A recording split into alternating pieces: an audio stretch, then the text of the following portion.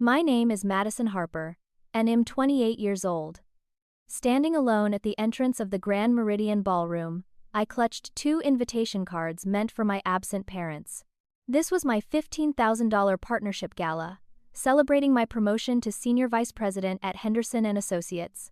Instead of witnessing their daughter's biggest professional milestone, my parents chose to attend my brother Tyler's casual dinner party.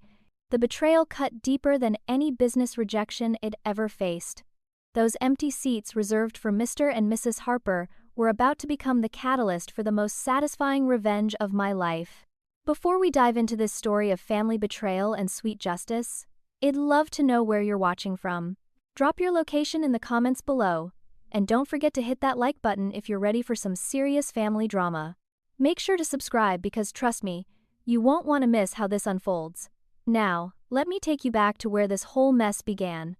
Growing up as the middle child in our affluent Westchester County family was like being invisible in plain sight. My father, Richard Harper, built his reputation as a ruthless investment banker, while my mother, Patricia Harper, played the perfect socialite philanthropist for the cameras. But behind closed doors, their world revolved entirely around one person, my older brother Tyler. At 31, Tyler had somehow convinced our parents he was destined to inherit Dad's business empire, despite possessing all the business acumen of a decorative paperweight.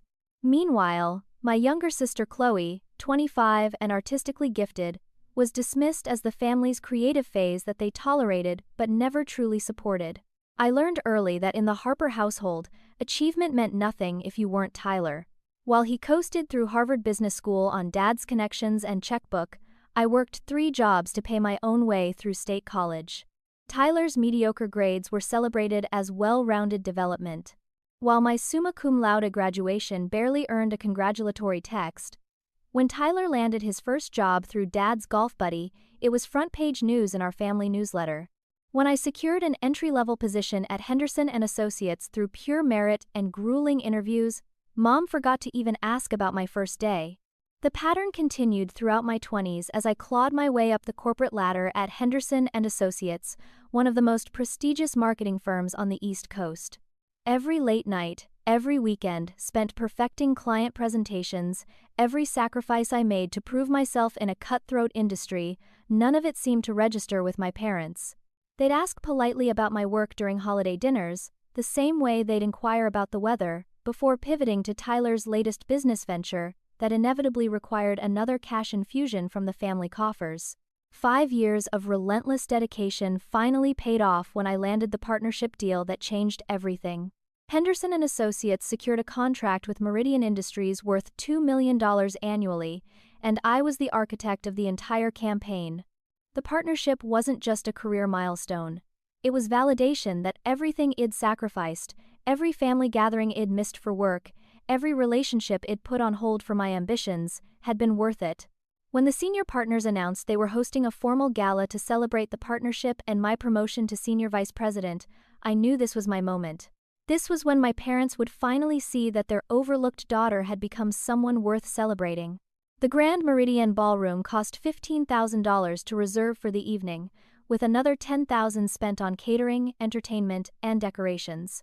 Every detail was perfect, from the crystal chandeliers casting warm light over round tables draped in ivory silk, to the jazz quartet playing softly near the entrance. Industry leaders, clients, colleagues, and family members of all the honorees were invited to witness what our company called an evening of extraordinary achievement. For the first time in my adult life, I was genuinely excited to have my parents see me in my element, surrounded by people who respected my work and recognized my value. I actually believed this night would change how they saw me. The morning of the gala, I called my parents with barely contained excitement, ready to confirm the final details of their attendance.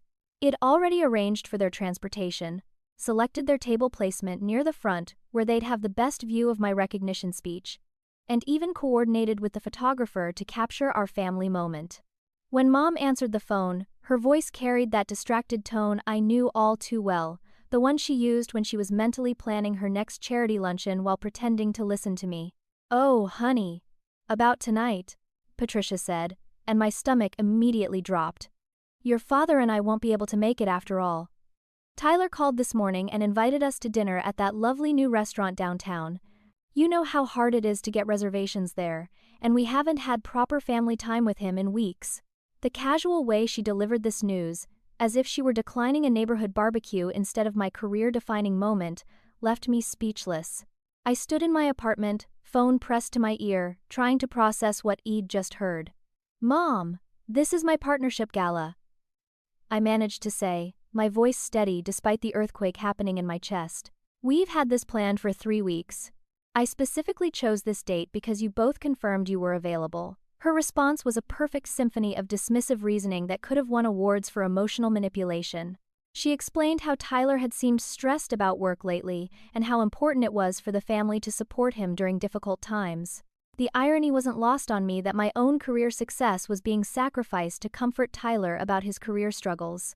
When Dad got on the phone, his response was even worse. Richard Harper, the man who'd taught me that business was everything, dismissed my achievement with a wave of his metaphorical hand. "Madison, you're being dramatic," he said in that patronizing tone Head perfected over decades of making people feel small. "Business dinners happen all the time. This isn't some once-in-a-lifetime event. Tyler needs family support right now, and frankly, your mother and I need a break from all these work functions." The fact that he characterized my professional milestone as just another tedious obligation was like a knife twisting in an old wound. It was Chloe who called an hour later to deliver the devastating truth that transformed my hurt into pure rage.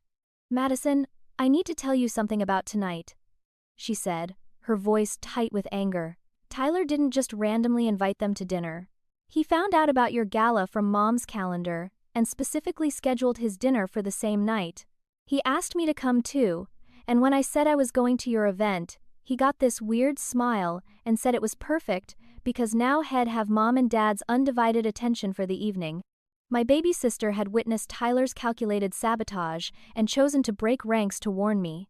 As I sat in my apartment, surrounded by the dress I'd carefully selected, the jewelry I'd planned to wear, the speech notes I'd practiced in the mirror, the full scope of my family's betrayal crystallized.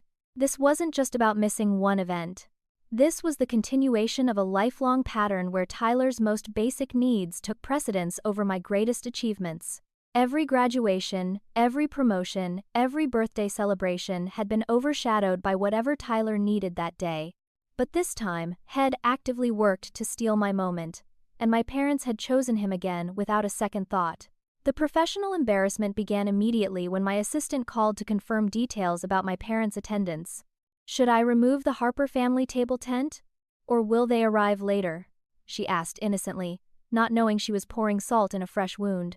I'd already mentioned to several colleagues that my parents would be there, had pointed out their reserved seats during the venue walkthrough, had even arranged for my boss to meet them during the cocktail hour.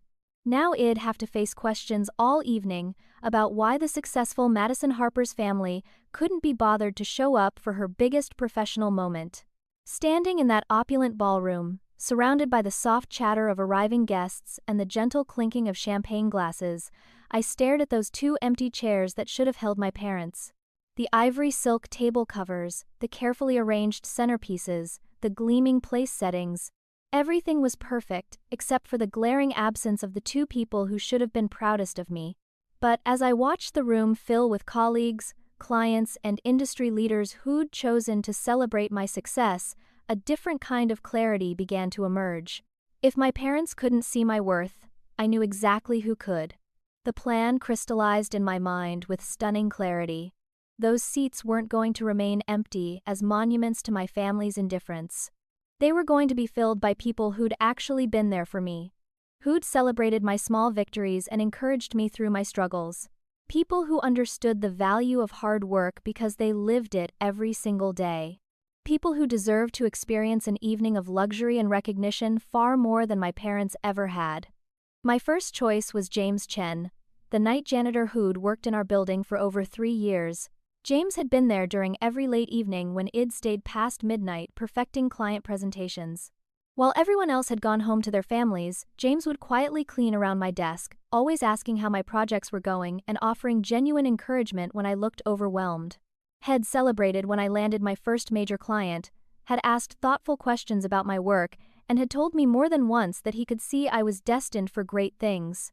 James worked 2 jobs to support his elderly mother and put his daughter through college, but had never complained or shown anything but kindness and genuine interest in my success. Maria Santos from the cafeteria was my second choice, a woman whose warmth had brightened countless stressful days. Maria had noticed when I was too nervous to eat before big presentations and would slip me chamomile tea with a knowing smile. She'd ask about my projects in her limited English, always managing to convey her support and pride in my accomplishments. When I'd gotten my first promotion, Maria had hugged me like a proud aunt, tears actually forming in her eyes as she congratulated me. She worked early mornings and late afternoons to maintain 2 income streams, sending money back to her family while raising 3 children as a single mother, yet she always had time to ask about my life with genuine care.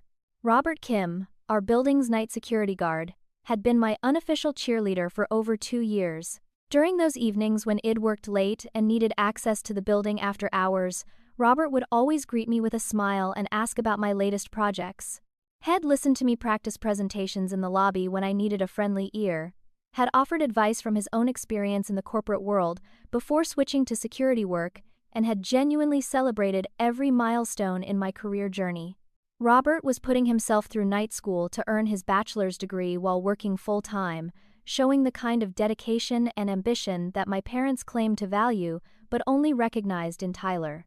My fourth selection was Angela Torres, the building maintenance supervisor who managed to keep our entire office complex running smoothly while dealing with demanding tenants and limited resources. Angela had been there when the air conditioning failed during my biggest client presentation, personally ensuring our conference room stayed cool while I pitched to executives. She'd asked insightful questions about my work, had shared stories about her own daughter's career aspirations, and had always treated me with the respect and encouragement that should have come from family. Angela was working toward her facilities management certification while supporting her extended family, embodying the work ethic and determination that had driven my own success.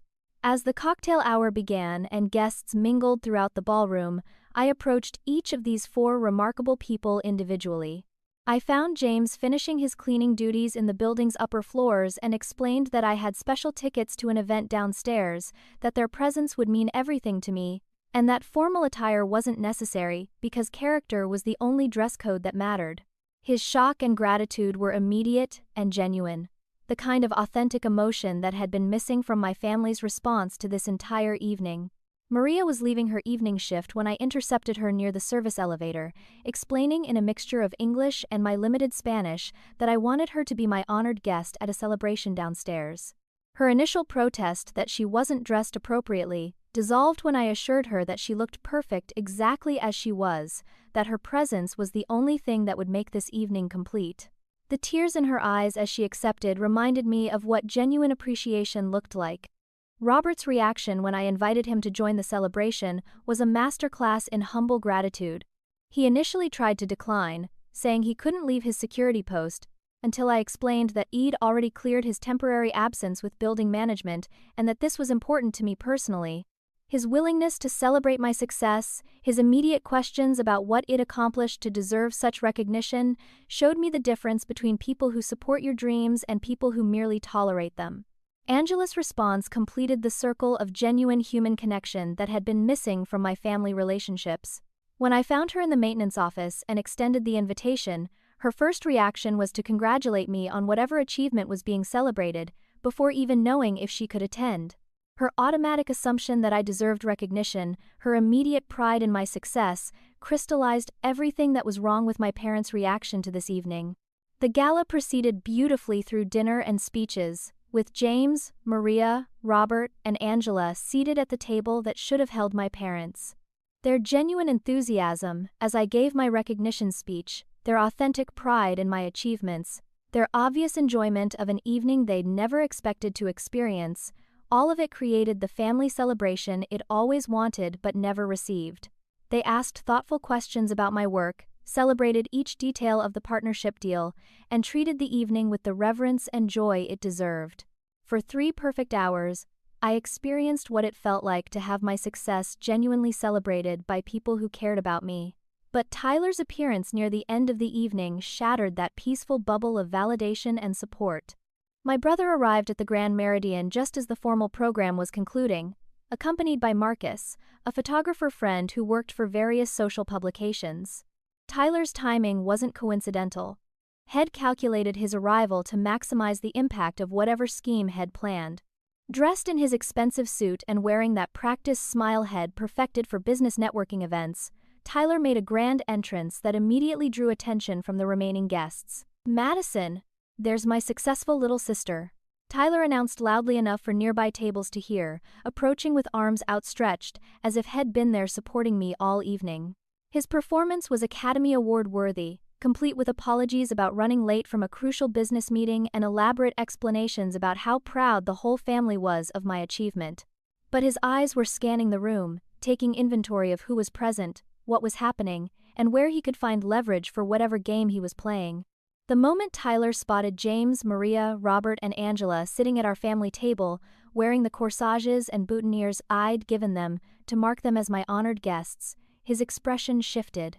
The practiced smile remained, but his eyes narrowed with the calculating look I remembered from childhood whenever Head discovered something he could use against me. He excused himself from our conversation and spent several minutes circulating through the remaining guests, asking questions, gathering information, and building the case Head used to destroy what had been a perfect evening. Tyler's phone call to our parents began before Head even left the hotel. I watched him through the lobby's glass doors as he paced back and forth, gesturing animatedly while speaking into his phone, occasionally pointing back toward the ballroom where I was saying goodbye to my guests. I couldn't hear the conversation, but his body language told me everything I needed to know. He was painting a picture of scandal and family embarrassment that would have my parents' full attention within minutes. The confrontation exploded when Tyler returned to find me in the hotel lobby, thanking James, Maria, Robert, and Angela for making my evening so meaningful. "Madison, we need to talk," he announced, his voice carrying the authoritative tone Head inherited from our father. "What you did tonight was completely inappropriate and frankly embarrassing to our family name. Do you have any idea how this looks to your colleagues? Giving our parents seats to the building staff? This isn't charity work, Madison. This was supposed to be a professional event." His words were carefully chosen to humiliate me in front of the people it honored, to reduce their presence to some kind of misguided social experiment rather than a genuine celebration of relationship and support. But James, Maria, Robert, and Angela didn't flinch. They stood beside me with quiet dignity, understanding that Tyler's attack was revealing far more about him than it was about me or them. Their calm presence in the face of his aggressive superiority gave me strength I didn't know I possessed. "These people have been more supportive of my career than you or our parents have ever been," I replied, my voice steady despite the rage building in my chest. "They've celebrated my successes, encouraged me through challenges, and shown genuine interest in my achievements. They earned these seats through years of actual support, while you and Mom and Dad chose Tyler's dinner party over my biggest professional milestone." The truth hung in the lobby air like a challenge, daring Tyler to continue his performance in front of witnesses. Tyler's response revealed the desperate calculation behind his surprise appearance. He threatened to contact my colleagues and clients to clarify the evening's events, to ensure that my unprofessional behavior didn't reflect poorly on Henderson and Associates' reputation. He promised that our parents would be dealing with this situation and that there would be consequences for embarrassing the family in such a public forum. His threats were delivered with the confidence of someone who'd never faced real opposition, someone who'd always been able to rely on parental support to validate his positions. But Tyler hadn't anticipated Jonathan Mitchell, one of Henderson and Associates' senior partners, witnessing his aggressive confrontation in the hotel lobby. Jonathan had been leaving the gala when he heard raised voices and had stopped to ensure everything was all right. As Tyler continued his tirade about family embarrassment and professional inappropriateness, Jonathan stepped forward to defend both my choices and my character. "Tyler, I'm not sure who you think you are," Jonathan said calmly, "but Madison honored 4 people tonight who've shown her more genuine support than anyone in her family apparently has. Your behavior right now is the only thing that's inappropriate and embarrassing." The phone calls began before Eid even returned home from the gala. Richard Harper's voice boomed through my apartment when I answered, filled with the righteous indignation he typically reserved for business adversaries who dared to challenge his authority. Madison, what the hell were you thinking tonight? Tyler told us about your little stunt with the building staff. Do you have any idea how embarrassing this is for our family? We raised you better than this, and frankly, am questioning whether we raised you at all. His words were designed to cut deep, to reduce my professional triumph to a tantrum worthy of punishment. Patricia's approach was more surgically precise, wielding disappointment like a scalpel to dissect my motivations and find the exact pressure points that would cause maximum damage. Sweetheart, I'm just so confused about why you'd choose to hurt us this way, she said, her voice carrying that wounded tone shed perfected during my teenage years. We've always supported your career, always been proud of your achievements, and this is how you thank us? By publicly humiliating our family and making us look like terrible parents who don't love their daughter? I don't understand where this anger is coming from, Madison. We've given you everything. The financial warfare began within 48 hours of the gala. My parents had established a trust fund when I graduated college, supposedly to help with major expenses like my condo down payment or potential graduate school costs. The fund had remained largely untouched because it'd been determined to succeed independently, but knowing it existed had provided a small measure of security in an unpredictable industry. Richard's call informing me that access to the fund had been immediately revoked was delivered with the cold efficiency of a business transaction. Until you're ready to apologize for your behavior and demonstrate some maturity, you'll need to prove you can handle your finances without family assistance, he announced. Patricia's social warfare proved equally devastating within our extended family and social circles. My membership at the Westchester Country Club, a graduation gift that had never seemed particularly important, was quietly canceled. Invitations to family gatherings that had once felt obligatory now became precious because of their absence. My cousin Rebecca's upcoming wedding, an event I'd actually been looking forward to attending, suddenly no longer included me on the guest list. The systematic removal from family social structures was designed to demonstrate exactly how much of my identity had been tied to Harper family membership. The professional sabotage was Tyler's specialty, and he executed it with the methodical precision of someone who'd been planning for this opportunity. Richard began making phone calls to business contacts, carefully planting seeds of doubt about my judgment and professionalism. His approach was subtle enough to avoid obvious retaliation, but destructive enough to potentially damage relationships I'd spent years building. I'm concerned about Madison's decision-making lately. Head confide to mutual acquaintances in the business community. Patricia and I are wondering if the pressure of success is affecting her judgment. We just want to make sure she's getting the support she needs. Tyler's coordination of additional punishment through his corporate network revealed the depth of his resentment and his willingness to destroy my career to protect his position as the family's golden child. He contacted clients where he had connections, not to directly sabotage my work, but to create doubt about my stability and professionalism. His strategy was to position himself as the concerned brother, looking out for family interests, while subtly undermining confidence in my capabilities. Madison's been under a lot of stress lately, Head mentioned during business lunches. I'm just hoping she's getting the help she needs to handle her new responsibilities. The housing pressure represented the most serious escalation of their punishment campaign. My parents had co-signed the mortgage on my condo when I'd purchased it 2 years earlier, despite my preferences to qualify independently. Their financial backing had secured better interest rates and terms, something they'd insisted was simply smart business rather than charity.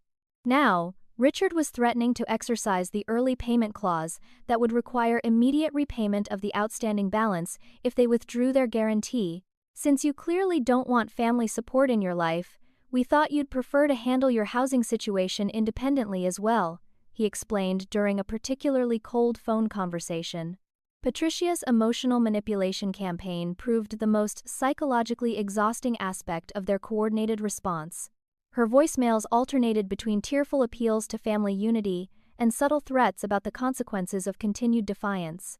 "Sweetheart, I just don't understand why you're choosing to hurt us this way," shed sob into my voicemail. "All we've ever wanted is to support you and love you, and now you're tearing our family apart over some silly misunderstanding. Please call me so we can work this out before you do something you'll really regret." The gaslighting was masterful, designed to make me question whether my hurt was valid or whether I was indeed the ungrateful daughter destroying family harmony. but the isolation tactics that followed proved to be my parents' most effective weapon. Within a week of the gala, I'd been systematically removed from all family financial structures, social obligations, and communication networks. Christmas planning that typically included my input suddenly proceeded without me. Family investment opportunities that had once been presented to all the children now excluded me entirely. Even simple group text messages about family news stopped including my number. The message was clear: conform or be erased from Harper family existence entirely. Yet, amid this orchestrated campaign of punishment and isolation, something unexpected began to happen. James called to check on me after seeing my name in the Society page's coverage of the gala, wanting to make sure I was handling the pressure of success well. Maria stopped by my office building to deliver homemade cookies and ask if I needed anyone to talk to about family stress. Robert and Angela both reached out through building management to express their gratitude for the evening and their concern about my well-being. The people I'd honored were now honoring me with the kind of unconditional support my biological family had never provided.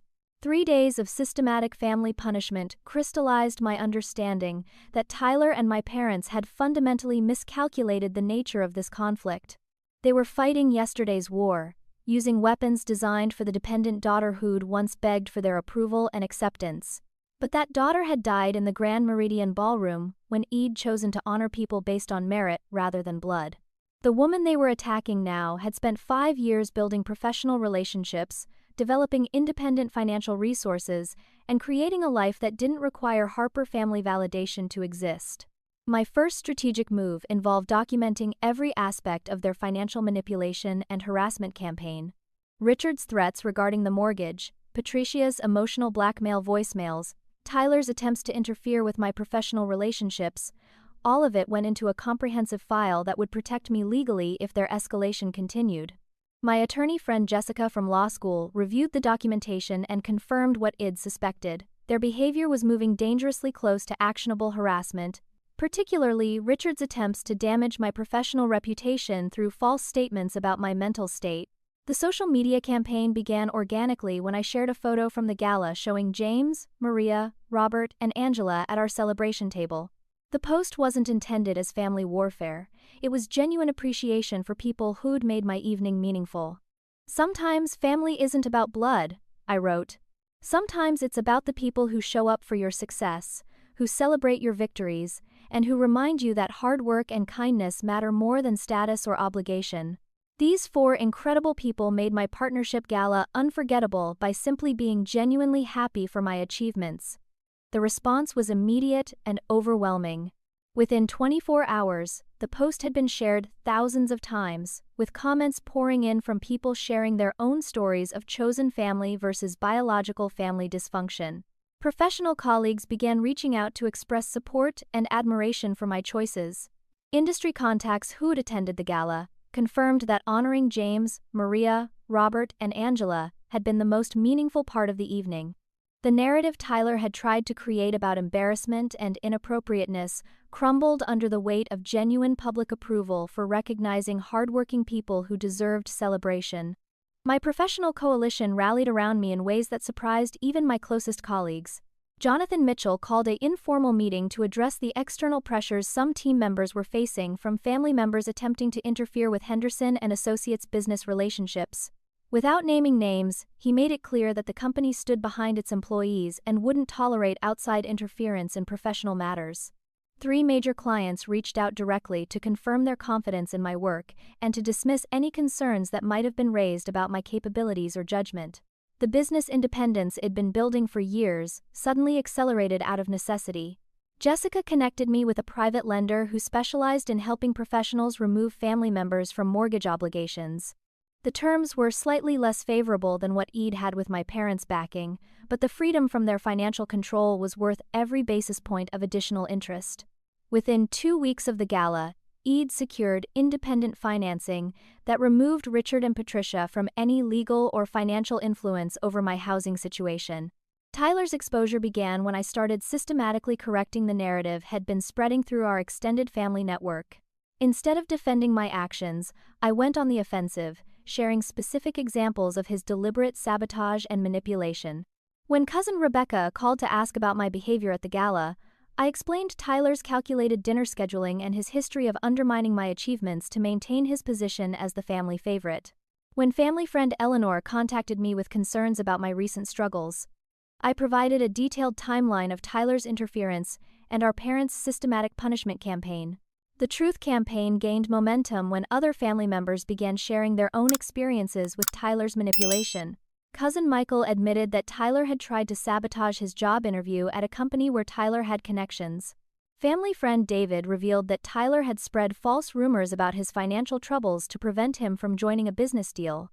Extended family members who'd always seemed to support Tyler's version of events suddenly began questioning whether they'd been manipulated into taking sides in conflicts they didn't fully understand. Media attention arrived when the local business journal decided to feature my partnership success story as part of their quarterly spotlight on rising professionals. The journalist who interviewed me was particularly interested in the Gala celebration of diverse support systems and the importance of recognizing mentorship in unexpected places. The resulting article positioned my choice to honor James, Maria, Robert, and Angela as innovative leadership rather than family rebellion, creating a professional narrative that directly contradicted Tyler's attempts at character assassination. Henderson and Associates' formal backing provided the security I needed to continue fighting without fear of professional consequences. The senior partners issued a company-wide memo emphasizing their commitment to supporting employees against external interference and their pride in team members who demonstrated inclusive leadership. My direct supervisor called to confirm that my recent family conflicts wouldn't affect my career trajectory and that the company valued my integrity in handling personal pressure with professional grace. The service worker testimonials that followed created the most powerful counter-narrative to my family's punishment campaign. James wrote a LinkedIn post about the importance of recognizing support systems beyond traditional hierarchies. Mariah's daughter shared a Facebook story about how my recognition of her mother had inspired her own approach to professional relationships. Robert included details about our friendship in a speech for his night school graduation ceremony. Angela nominated me for a building management award recognizing tenants who fostered positive workplace relationships across all employment levels. As the power dynamic shifted in my favor, I realized my professional reputation had become stronger than any family connections could provide. The independence I.D. fought to build over 5 years of climbing corporate ladders had created a foundation that Tyler and my parents couldn't shake. Their punishment campaign had revealed their own limitations while highlighting the strength of relationships I'd built through merit, respect, and genuine human connection. Tyler's realization that his initial sabotage had backfired spectacularly triggered a desperate escalation that revealed the true depth of his insecurity and manipulation. Instead of retreating or attempting reconciliation, he doubled down on destructive tactics that grew increasingly reckless as each strategy failed to produce the submission head expected. His first major offensive involved attempting to poach my biggest client, Meridian Industries, through underhanded tactics that demonstrated how little he understood about professional relationships built on trust and performance rather than family connections. The client poaching attempt began when Tyler contacted Rebecca Thornton, Meridian's CEO, claiming to represent a competing firm that could provide superior marketing services. His pitch relied heavily on questioning my stability and judgment, suggesting that recent personal issues were affecting my professional performance. Tyler's fundamental miscalculation was assuming that business relationships operated like family dynamics, where loyalty could be manipulated through gossip and character assassination. Rebecca's immediate response was to forward Tyler's email to me with a note expressing concern about family members attempting to damage my reputation and confirming Meridian's continued confidence in our partnership. Tyler's dirty tactics expanded to include spreading false rumors about my mental stability throughout the industry. His approach was sophisticated enough to avoid obvious defamation while planting seeds of doubt about my capability to handle high-pressure responsibilities. Head approach mutual business contacts at networking events with carefully scripted concern. "I'm worried about Madison lately. The family's noticed some concerning changes in her behavior, and we're hoping she's getting the professional help she needs. I'd hate for her work to suffer because she's too proud to address these issues." His strategy relied on people's tendency to remember warnings about instability even when specific details were vague. The threatened lawsuit over my social media posts represented Tyler's attempt to weaponize the legal system for family warfare. Working through Richard's business attorney, they claimed my posts about the Gala and family dynamics constituted defamation that was damaging the Harper family's business reputation. The legal threat was designed more for intimidation than actual litigation, but it required me to spend time and money consulting with Jessica about potential exposure. The irony wasn't lost on me that Tyler was threatening to sue me for telling the truth about his behavior while simultaneously spreading lies about my mental health. Tyler's relationship warfare proved particularly insidious when he contacted David, my boyfriend of 8 months, under the pretense of family concern. His conversation with David was masterfully manipulative, positioning himself as the caring brother worried about my recent instability and my tendency to lash out at people who love her most. Tyler suggested that David might be seeing signs of erratic behavior that the family had been dealing with for years, and that my relationship patterns showed concerning instability that would only worsen under pressure. His goal was to plant doubt about my character while presenting himself as the rational family member, trying to protect everyone involved. The competing family gathering Tyler organized for the same weekend as my housewarming party demonstrated his commitment to forcing family members to choose sides in our conflict. He announced an emergency family meeting to discuss Madison's situation and the need for unified family response to my continued defiance. The timing wasn't coincidental. Head learned about my housewarming from Chloe and deliberately scheduled his gathering to force relatives to choose between supporting my independence or maintaining family unity. His strategy was to isolate me further while positioning himself as the family member working to preserve Harper unity. Corporate espionage became Tyler's next desperate tactic when he attempted to steal my client strategies through mutual business connections. His approach involved reaching out to former Henderson and Associates employees who'd moved to other firms, claiming to be researching best practices for a consulting project. His real goal was gathering intelligence about my work methods, client relationships, and upcoming projects that he could either sabotage or attempt to replicate for his own benefit. Tyler's fundamental misunderstanding was that successful marketing strategies required understanding and relationship building that couldn't be copied through industrial espionage. The public humiliation plan Tyler organized represented his most reckless escalation yet. He coordinated with our parents to stage a surprise intervention at my workplace, claiming I was suffering from work-related stress that required immediate family support. Their plan involved arriving at Henderson and Associates during busy afternoon hours, demanding to speak with my supervisors about their concerns for my well-being, and creating enough of a scene that my colleagues would question my stability and judgment. Tyler's calculation was that professional embarrassment would force me to capitulate to family demands to avoid career damage. Chloe's initial betrayal under family pressure revealed how effective Tyler's manipulation had become, even with family members who understood his tactics. After weeks of systematic pressure from our parents and Tyler's promises about family reconciliation, Chloe agreed to support their narrative that I was overreacting to minor family disagreements. Her public statement backing Tyler's version of events hit particularly hard because she'd been my closest ally and had witnessed his deliberate sabotage firsthand. Tyler's ability to turn even sympathetic family members against me demonstrated the sophisticated nature of his manipulation campaign. The isolation intensified as more family members chose sides, with most supporting Tyler's version of events due to his years of careful relationship management and their own investment in maintaining family stability. Aunts and uncles who'd once celebrated my achievements now avoided contact entirely. Cousins who'd been close friends suddenly became distant and formal in their interactions. Family friends who'd watched me grow up began questioning whether they'd misjudged my character all these years. Tyler's campaign was systematically erasing my family identity, while painting me as the unstable relative who'd chosen pride over family love. But Tyler's overreach began creating unexpected allies when Mrs. Eleanor Whitman, a family friend who'd known us since childhood, privately reached out to express her support. Eleanor had watched Tyler manipulate family dynamics for decades and had finally decided that his latest campaign had crossed lines that couldn't be ignored. Her insider perspective on family history provided crucial validation that my concerns about Tyler's behavior were neither recent nor exaggerated. Eleanor's willingness to break family ranks gave me hope that not everyone was blind to Tyler's manipulation tactics. The evidence of Tyler's own business corruption emerged when my investigation into his professional activities revealed questionable practices that explained his desperation to maintain family financial support.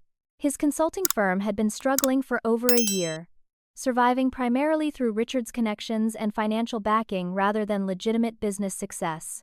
Tyler's client relationships were shallow and transactional, lacking the depth and mutual respect that characterized sustainable business partnerships. His attempt to destroy my career was partially motivated by fear that his own professional failures would be exposed if my success highlighted the difference between earned achievement and inherited privilege. Tyler's ultimate scheme crystallized when he attempted a hostile takeover of my partnership deal with Meridian Industries, revealing the true scope of his desperation and his complete misunderstanding of how professional relationships actually function. His plan involved approaching Meridian's board of directors with a comprehensive proposal to replace Henderson and Associates with his own consulting firm, using inside information Head gathered through his espionage attempts and positioning the change as an upgrade to more stable leadership. Tyler's fundamental error was assuming that business decisions were made through family-style manipulation rather than performance metrics and proven results. The family confrontation Tyler orchestrated was designed to be his final victory, a public intervention that would force my submission through professional and personal humiliation. He convinced our parents to join him at Le Bernardin, an expensive restaurant where they could stage their confrontation in a setting that would prevent me from causing a scene. Tyler's invitation was carefully worded to suggest family reconciliation, promising that everyone was ready to move past recent misunderstandings and rebuild our relationships.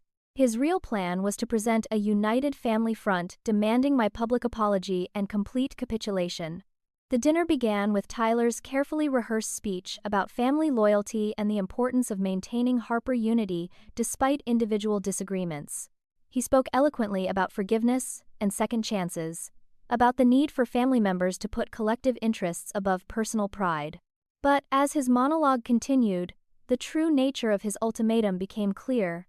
I could apologize for my behavior, accept responsibility for damaging family relationships, agree to professional counseling to address my stability issues, and submit to family oversight of my career decisions, or face complete ostracism from all Harper family resources and relationships. Richard's accidental admission during his supporting speech revealed the financial desperation that had been driving their increasingly aggressive tactics. Tyler's consulting firm is going through a temporary rough patch, my father explained, which is why family unity is so important right now. We all need to support each other through difficult times, and Madison's success could really help stabilize our family's overall financial position. His slip revealed that Tyler's business was failing more dramatically than anyone had acknowledged, and that my career success was seen as a resource to be harvested for family benefit rather than individual achievement. Patricia's breakdown, when I refused their ultimatum, exposed the true resentment that had been building for years underneath her carefully maintained facade of maternal support. "You've always been selfish, Madison," she snapped, her composure cracking completely. "Even as a child, you were jealous of Tyler's natural leadership abilities and your father's faith in his business judgment.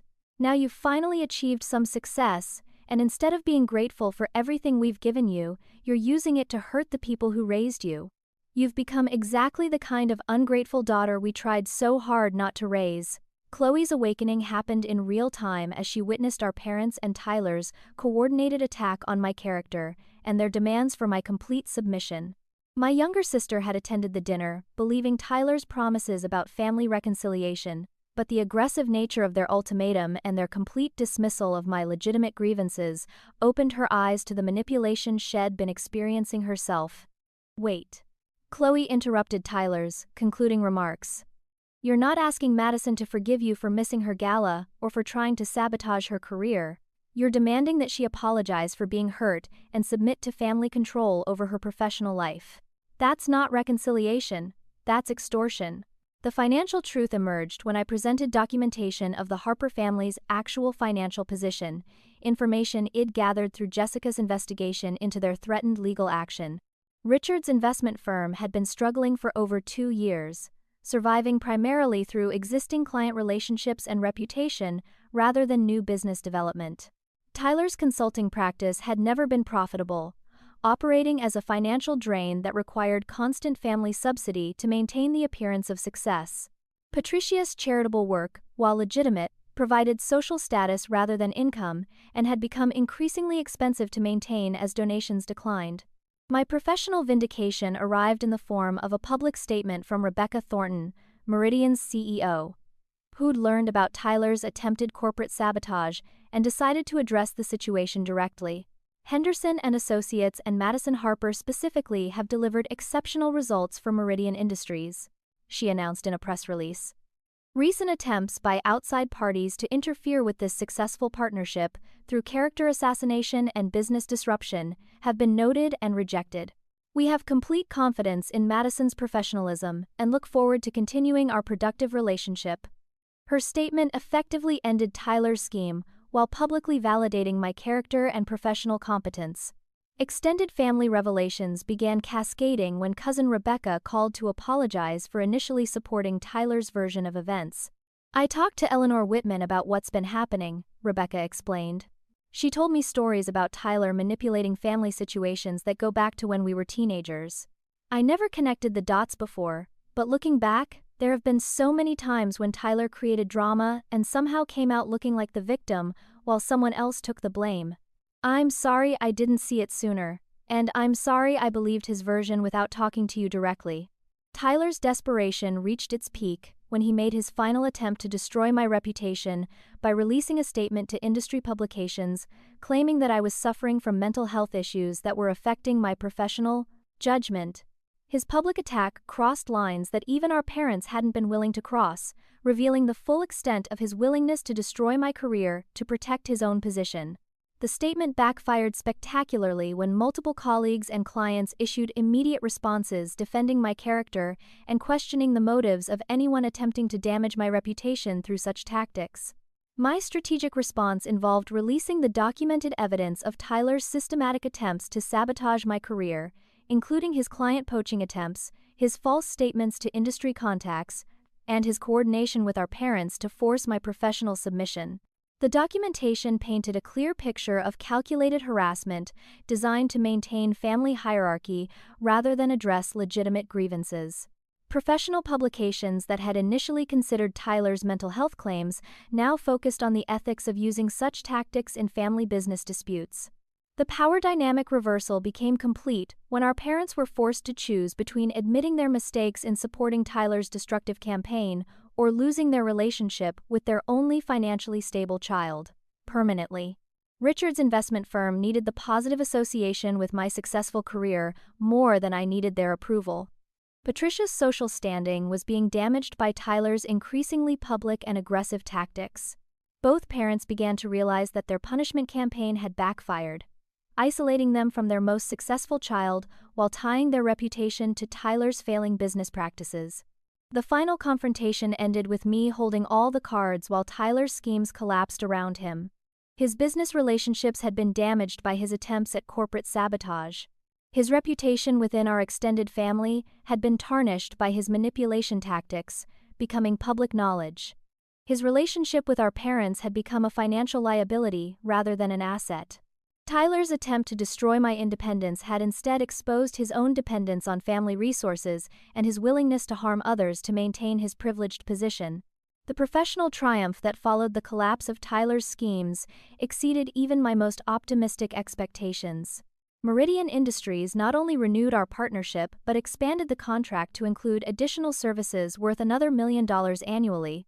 Rebecca Thornton's public support during my family crisis had created industry buzz about my ability to maintain professionalism under pressure, leading to inquiries from other major corporations interested in working with someone who'd proven their integrity in difficult circumstances. The partnership deal that Tyler had tried to sabotage became the foundation for the most successful period of my career. My found family relationships with James, Maria, Robert, and Angela deepened into genuine friendships that provided the emotional support and celebration my biological family had never offered. James invited me to his daughter's college graduation, where I was introduced as the successful businesswoman who sees people's worth regardless of their job titles. Maria included me in her family's holiday celebrations, treating me with the warmth and pride she showed her own children. Robert became my workout partner and study buddy as he completed his bachelor's degree, our friendship built on mutual respect and shared ambition. Angela and I developed a mentorship relationship, where I provided career advice while she taught me about leadership through service rather than hierarchy. David's loyalty during the family crisis proved he was worth the faith it placed in him, and our relationship deepened significantly as we navigated the challenges together. His initial confusion about Tyler's warnings had been natural and understandable, but his ultimate decision to trust my character over my family's manipulation created a foundation of mutual respect that strengthened our bond. David's perspective as an outside observer helped me understand that my family's dynamics weren't normal or healthy, validating my decision to establish boundaries and fight for my independence. Our relationship grew stronger because it was tested by external pressure and survived through honest communication and mutual support. Chloe's alliance became one of the most meaningful relationships to emerge from the family crisis. My younger sister's awakening to Tyler's manipulation tactics and our parents' enabling behavior created a bond between us that had never existed when we were competing for family attention and approval. Chloe's artistic perspective helped me process the emotional trauma of family rejection, while my professional success provided her with a model for achieving independence without family approval. We began building new traditions together, creating the supportive sibling relationship we'd both always wanted but had been prevented from developing by family hierarchy. The limited contact I established with my parents required extensive boundary setting and conditional engagement that prioritized my emotional well-being over family harmony. Richard and Patricia's attempts at reconciliation were initially focused on managing their own reputation damage rather than acknowledging the harm their behavior had caused. True healing began only when they demonstrated genuine remorse for missing my gala, supporting Tyler's destructive campaign, and failing to recognize my achievements throughout my life. Our relationship remained formal and cautious, but it was honest in ways it had never been before. Tyler's consequences extended far beyond our family relationships, as his professional reputation suffered lasting damage from his attempted sabotage and character assassination campaigns. Several business contacts who'd witnessed his tactics chose to distance themselves from his consulting firm. His attempts to poach my clients had created industry awareness about his questionable practices. The financial support from our parents that had been propping up his failing business became a source of embarrassment rather than assistance. Tyler's scheme to maintain his position as the family favorite had instead exposed his incompetence and created the professional isolation he'd tried to force on me. Extended family healing happened gradually, as relatives who'd initially supported Tyler's version of events began approaching me with apologies and requests to rebuild our relationships. The truth about Tyler's manipulation had created space for honest conversations about family dynamics that had been unhealthy for decades. Cousins who'd felt manipulated by Tyler in their own situations found courage to share their experiences. Family friends who'd witnessed concerning behavior over the years finally felt safe to acknowledge what they'd observed. The family crisis had forced everyone to examine patterns they'd previously ignored or accepted. My mentorship role within Henderson and Associates evolved as I became known for recognizing and developing talent regardless of traditional hierarchies or backgrounds. The visibility from my gala choices and subsequent family crisis had created opportunities to speak about inclusive leadership and the importance of valuing contributions from all levels of an organization. I developed programs to recognize support staff achievements, created advancement pathways for non-traditional candidates, and mentored young professionals who were navigating family pressure to conform rather than excel. The philanthropy I launched grew from my desire to honor the people who'd supported my journey while creating opportunities for others facing similar challenges. The Scholarship Fund for Children of Service Workers provided educational assistance to students whose parents worked in facilities, maintenance, security, and food service roles. The fund recognized that exceptional children exist in all families regardless of economic status or parental job titles, and that talent shouldn't be wasted because of financial limitations or social prejudice. Personal growth through therapy helped me process the complex trauma of family rejection while building healthier relationship patterns for the future. Understanding the psychological dynamics that had shaped my childhood allowed me to separate my self-worth from family approval and recognize my achievements as valid regardless of parental recognition. Therapy provided tools for maintaining boundaries with manipulative people while building authentic connections with those who supported my growth and success. Professional legacy became increasingly important as I established myself as a leader who measured success through inclusive metrics rather than traditional hierarchies. My approach to client relationships, employee development, and business partnerships reflected lessons learned from the crisis about the difference between authentic support and transactional relationships. The reputation I built was based on character and performance rather than family connections or inherited privilege. Final reflection on the entire experience revealed that true family consists of people who celebrate your successes genuinely, support your dreams consistently, and value your worth regardless of their own benefit. The biological family that had defined my identity for 28 years had been replaced by chosen relationships built on mutual respect, shared values, and authentic connection. The pain of family rejection had been transformed into freedom to build relationships without obligation or manipulation. The wisdom gained from fighting for my independence taught me that sometimes walking away from toxicity is the healthiest choice available, even when that toxicity comes from people who are supposed to love you unconditionally. Setting boundaries with family members who can't respect your autonomy isn't selfish, it's necessary for psychological survival and personal growth. The courage to choose merit over blood, authentic support over obligated loyalty, and personal integrity over family harmony had created a life that was genuinely mine. Future hope emerged from building new traditions with my chosen family while maintaining necessary boundaries with biological relatives who'd proven their relationships were conditional on my submission. James, Maria, Robert, Angela, David, Chloe, and the extended network of people who'd supported my growth became the foundation for celebrating achievements, navigating challenges, and creating meaning. The family I built was stronger than the family I'd been born into because it was based on choice, respect, and genuine affection rather than genetic obligation and hierarchical manipulation. The gala that started this entire journey had been intended as a celebration of professional achievement, but it became something far more valuable, the catalyst for discovering who my real family was and finding the courage to choose relationships based on love rather than loyalty, support rather than status, and authenticity rather than obligation. Those $15,000 had purchased more than an evening of recognition. They'd bought my freedom from a family system that would have never allowed me to reach my full potential. Have you ever had to choose between family loyalty and personal integrity? I'd love to hear your stories in the comments about times when you had to stand up for yourself against family pressure. If this story resonated with you, please hit that like button to show your support for choosing authentic relationships over obligated ones. Don't forget to subscribe for more stories about finding courage in difficult family situations and building the life you deserve rather than the one others expect.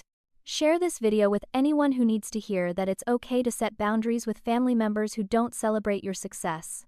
Thank you for listening to my story and supporting my journey toward building a family based on love, respect, and genuine connection. Remember that your worth isn't determined by family approval, and sometimes the greatest gift you can give yourself is the freedom to choose who deserves a seat at your table.